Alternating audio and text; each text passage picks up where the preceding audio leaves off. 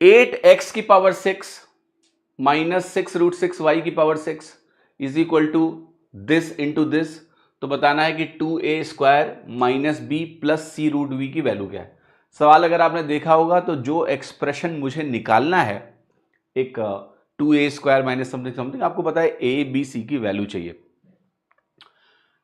ABC की value अगर मिल जाए तो मैं रख के आंसर निकालूंगा। अब एबीसी की वैल्यू कैसे मिलेगी? कंपैरिजन से। लेफ्ट साइड को फैक्टराइज करेंगे, राइट साइड से कंपेयर करेंगे, तब जाके वैल्यू मिलेगी।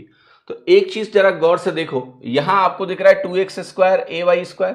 अब यहां मैं इस वैल्यू को बोल सकता हूं कि ये 2x² का होल क्यूब है, माइनस ये जो वैल्यू आपके सामने लिखी है ये √6y² का होल क्यूब है। सबसे पहले आप इस बात को समझिए, ये 2x² का क्यूब है, ये √6y² का क्यूब है। अगर √6 का क्यूब करते हो तो 6√6 आता है और y की पावर 6 आ जाएगा। अब something cube minus something cube क्या लिखते हैं हम? This minus this. आप मेंटली इसको सोच सकते हो p और इसको q।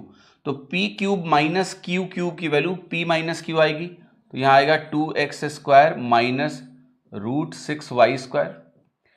फिर ब्रैकेट में जाएंगे, p² आएगा तो ये बनेगा 4x²।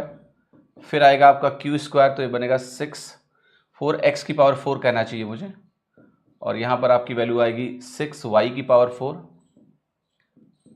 प्लस इन दोनों का प्रोडक्ट, तो ये 2√6 बनेगा x² y²। तो मैंने कहा 2√6 x² y²। अब क्या होगा? ठीक है,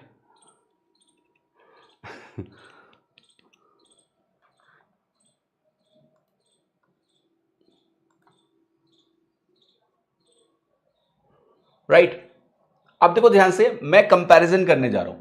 तो अगर मैं कंपैरिजन करूंगा तो मुझे एक बात बताइए जरा, यहां पर वैल्यू आई a, यहां पर मैंने लिखा a, यहां पर वैल्यू आई b, यहां लिखिए b, और ये जो वैल्यू है ये वैल्यू हमारी है c की।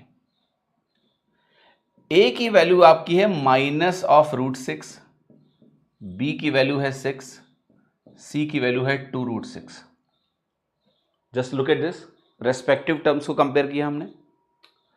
अब एक बात बताइए मुझे, जो निकालना है मुझे वो निकालना है ट्वाइस ऑफ a², तो ये माइनस √6 का होल स्क्वायर बनेगा, प्लस यहां पर हमें करना है माइनस ऑफ b, तो ये माइनस ऑफ 6 हो गया, प्लस c√b, तो c की वैल्यू है 2√6 और b की वैल्यू है 6।